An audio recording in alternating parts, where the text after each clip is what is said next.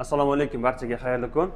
Bugun sizlarga siyotosh kasalliklarini davolashda eng oxirgi davolash standartlaridan biri bo'lgan, ya'ni endoskopik usullarda toshlarni olish jarayonini ko'rsatamiz.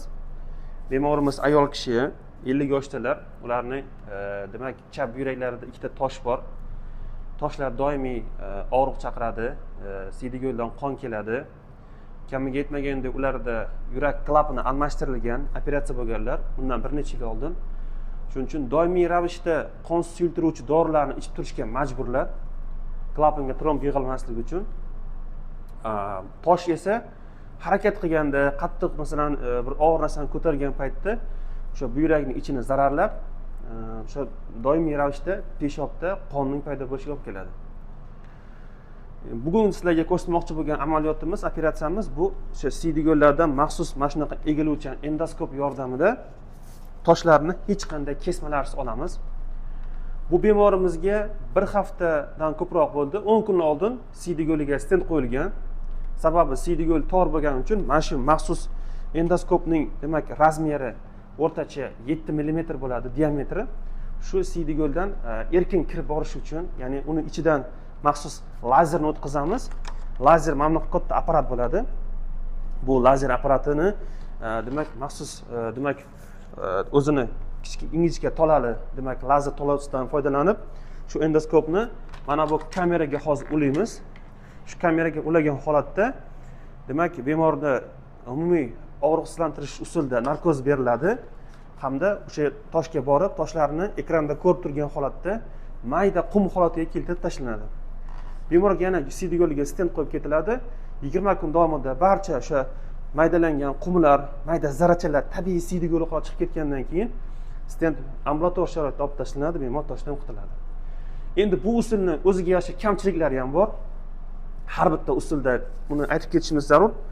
Bu usulning kamchilik tomonlari, birinchisi bu usulda operatsiya jarayoniga qimmatli qiladi bemorlarga. Sababi aynan mana shu Janubiy Koreya brend ostida ishlab chiqariladigan mana shu egiluvchan endoskoplar bular bir martalik hisoblanadi.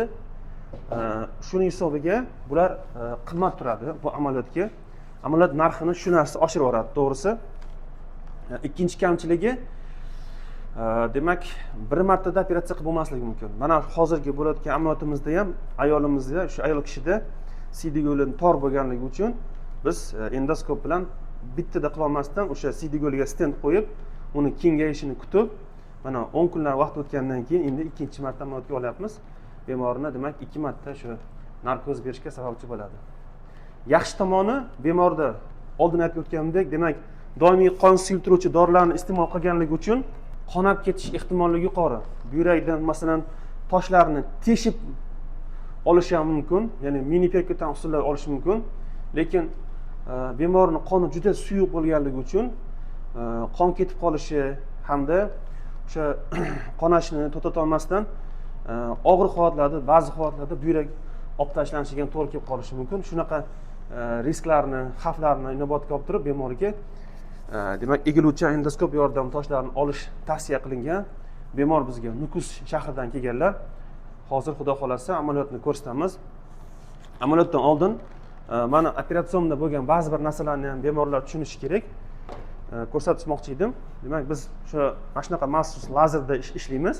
Undan tashqari mana bunaqa demak rentgen o'zimizning kostyumlarimiz bo'ladi. O'sha rentgen kostyumlarni kiygan holatda to'g'ri turgan narsa bu rentgen apparatlar turibdi. Ularni olib kelamiz. Operatsiya jarayonini hozir ko'rsataman. O'sha rentgen apparatlarida biz tosh joylashgan joyini rentgen nazorati ostida ko'rib turamiz. Tosh maydalangandan keyin necha foiz maydalandi, qancha qismi qolib ketdi, boshqa joylarga boshqa bo'lakchalar qochib ketmadimi, yo'qmi? Rentgen nazoratda hamda maxsus o'sha kameramiz endoskop ostida ko'rib, bemorni toshdan to'liq xalos qilishga harakat qilamiz. Agar sizlarda savollaringiz bo'lsa, kommentariyada yozib ketishlaringiz mumkin. Hozir operatsiya jarayonini sizlarga ko'rsatamiz. Hozir bemorimizga demak mana rentgenga shuna qaratsangiz bo'ladi. Ana tosh turibdi ikkita, ko'rgan bo'lsangiz. Stent ko'rinyapti. Aytganimdek, o'sha siydik yo'lni kengaytirish uchun maxsus stent qo'yilgan. Hozir o'sha ingichka o'rta-renoskop bilan siydik yo'ldan kirib borib, o'sha toshlarni joyida maydalashga harakat qilamiz. Mana stend turibdi. Shipchik bersangiz, stend olib chiqamiz ozgina uchini. Hozir eski stendlarni olib tashladik. Hozir CD yo'liga maxsus gibga endoskop kirish uchun o'zini maxsus g'ilofi bo'ladi. Mana bunaqa g'ilof. Mana g'ilofini kiyib tayyorlaymiz. Mana shu maxsus g'ilof bilan mana shu unaqa demak struna orqali sekin buyrakgacha kiritamiz. Sababi mana bu g'ilof bo'lsa, buni ichidan endoskop bemalol kirib chiqadi. Provodni kirib chiqadi. Agar endoskop o'zi egiluvchan bo'lgani uchun yurmaydi CD yo'ldan tabiiy. Bu yurishiga yordam beradi. Keyin buyrakda dimlanib turgan anaqani suvni o'zini qobog'idan bu 5-6 martagacha ishlatish mumkin. Buni vaqti bo'ladi o'zida. Maxsus chip qo'yilgan, o'sha chipida vaqti bo'ladi. Shu vaqt tugab qolsa, instrument tomon tugab o'chib qoladi. Yurak ichidamiz уже mana. Mana tosh turibdi. Bo'ldi.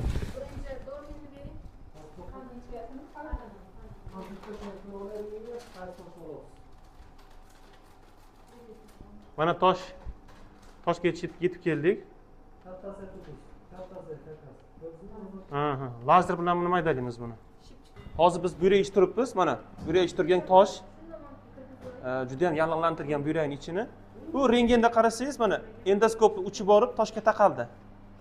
Mana ko'rdingizmi? Katta toshga taqaldi mana. Hozir toshni lazer bilan mayda-mayda bo'laklarga bo'lamiz, qum holatiga keltiramizda. Keyin chiqib ketamiz, xudo xolasa. Ko'ramiz. Mana lazer bilan urgan payti tosh ichidan qum chiqib ketadi, ifloslanib ketadi mana. Tozalab turib, periodически urib turishimiz kerak buni. Toshlar juda ham qattiq ekan. Deganda mana yallig'lantirib tashlagan ko'rgan bo'lsangiz, mana hozir no ko'rsataman, mana hozir tosh tekkan joydan ko'rib turgan bo'lsangiz, ozgina qon kelyapti. Mana shu yerdan ozgina qon kelyapti, mana ko'rdingizmi? Tosh turgan joy yallig'lanib ketganda bo'ti. Davriy ravishda buyrak ichida bosim pasaytirib turish kerak, chunki suv yuborilgan payt buyrak ichi shishib ketadi-da. Buyrak ichida bosim oshib yorsa, masalan, xirurg noto'g'ri taktika qilib qo'ysa, buyrak yetilib ketishi mumkin-da. Shuning uchun hozir mana suvni chiqarib turamiz davriy ravishda, suvni bo'shatib turib, keyin suv yuborib, sababi bu anaqaga olib kelishi mumkin. Buyrakning zararlanishiga olib kelishi mumkin. Shuning uchun har bitta operatsiyaning o'zining nyuanslari bor. Mana endi mana ko'rsatsangiz bo'ladi. Suv yuborgandan keyin to'liq ochildi mana. Tosh hali deyarli demak maydalangani yo'q, chunki tosh juda qattiq ekan. Konsistensiyasi. Shuning uchun o'zi lazerda asta-sekinlik bilan maydalaymiz bularni. Toshni bir bo'lagini maydaladik, mana hozir olib chiqyapmiz sidinaydan. Mana ko'rib turibsizlar, sidinaydan tosh olib chiqish protsessi.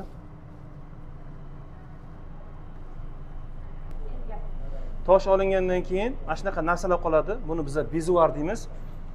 Bu iflos griboklardan yig'ilgan, tosh ustida yig'ilgan infeksion qatlam.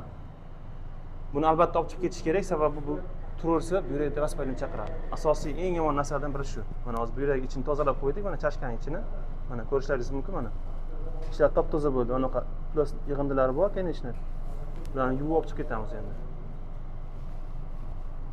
Mana toshimizga kirib oldi, gibga endoskop yordamida mana ko'rib turibsizlar. Egiluvchan endoskop yordamida o'sha toshga kirdik. Mana rentgenda ham ko'rib turibmiz, nazorat qilib turibmiz. Hozir toshni lazer yordamida joyida maydalaymiz. Mana toshni ko'rishingiz mumkin mana. Juda ham chiroyli tosh. Toshlar yig'ilmasligi uchun avvalambor birinchi o'rinda to'g'ri ovqatlanish kerak. Birinchi o'rinda. Endi ba'zilarda nasliy mo'yillik bo'ladi. Masalan, ota avlodda, ona avlodda tosh bo'ladi-da, ular yig'adi. Shuning uchun bolalarni periodически o'sha urolog ko'rigiga olib borib, tekshirtirib, CD analiz topshirtirib, keyin turish kerak. Ondan so'ng UZIlardan o'tkazib turish kerak-da. Shunaqa toshlar kichkina holatda bo'lgan paytda dorilar yozib bersa-chi, mana shu tepada boyagi daraxtga o'xshab turuvdi, daraxtga o'xshab turgan holatida. Shunaqa holatida bular maydalanib ketardi-da, bular erib ketardi bular. Hozir mana eriydigan ahvolda emas bu tosh. Ko'rgan bo'lsangiz, mana juda ham qattiq tosh.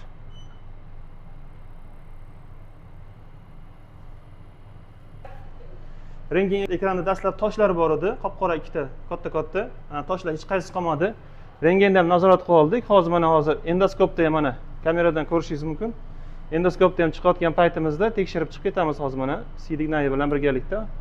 Chiqayotgan paytda albatta ko'juq zararlab qo'ymadimi yo'qmi o'shani bilish uchun demak ikkalasini birgalikda tortib ko'rishimiz kerak. Mana hozir ikkalasini birgalikda tortib sekin nazorat qilib boramiz. Xudo xolasa qanaqa muammolar yo'q.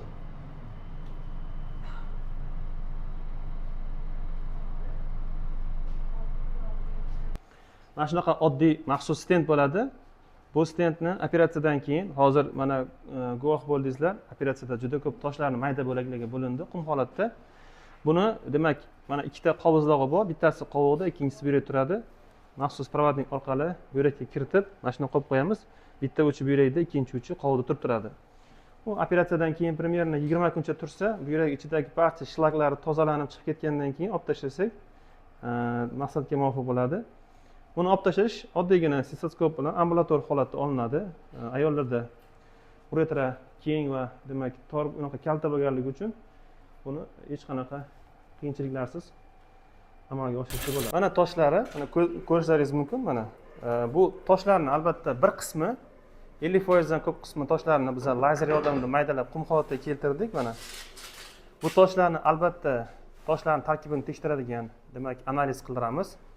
Analiz qilib, toshlar nimadan yig'ilayotganligi sababini aniqlab, bemorga keyinchalik parhez bo'yicha ham tavsiyalar beramiz. Bemorimizga mana stent qo'yib qo'ydik, stent buyrak ichida buralib turibdi. Operatsiya juda ham muvaffaqiyatli bo'ldi. Bitta tomonini ko'rsatmoqchi edim. Mana o'zlaringiz ham ko'zlaringiz bilan ko'rib guvoh bo'lishingiz mumkin. Mana shunaqa mana egiluvchan endoskop yordamida mana endoskop mana egiluvchan mana har qanaqa tomonga mana buriladi mana. Shu yordamda mana bu yurakdagi toshlarni hech qanday kesmalarsiz amalga oshirdik. Bemorimizni bugun faqat klinikada qoladilar, xudo xolasa ertaga javob beramiz. Bemorlar o'zlari nukusga ketishlari mumkin. Hech qanaqa qonashlar yo'q. Hozir siydik qopaga qattirib qo'yiladi, ertaga olib tashlanadi. Bemor amaliyotdan keyingi davrda ko'p suyuqlik ichish talab qilinadi. Antibakterial preparatlar ichib turadilar. Albatta operatsiyadan oldin o'zini maxsus targachiliklari bor. O'sha siydik analiz, qon, barcha tahlillarni olib, tekshirib, undan keyin qilishimiz kerak. Bemorimizda ham ularning o'ziga xos bitta xarakterli tomonlardan biri, ularda siydik demak shu toshlardan tashqari, siydik yo'l tosh tashqari. Bu yuraklar kasalliklari bor edi, uni aytdim. Demak, bu aritmiya kasalliklari hamda o'sha yurakda bitta klapan almashtirilgan. Shuning uchun doimiy qon suyultirish dorilar iste'mol qilganligi uchun ham aynan shunday egiluvchan endoskop yordamida amaliyot qildirish uchun Toshkentga ataylab kelganlar. Mana Xudoga shukr, amaliyotimiz muvaffaqiyatli bo'ldi. Yaxshi o'tdi. Kimda shunaqa siytosh kasalligini davolash bo'yicha savollar yoki qanaqadir bemorlarda qanaqadir o'zlarini savollari bo'lsa, bemalol kommentariyaga yoki lichkamga yozsangizlar, Xudo xolsa va Xoliq qudrat javob berishga harakat qilaman. Sog' va salomat bo'ling.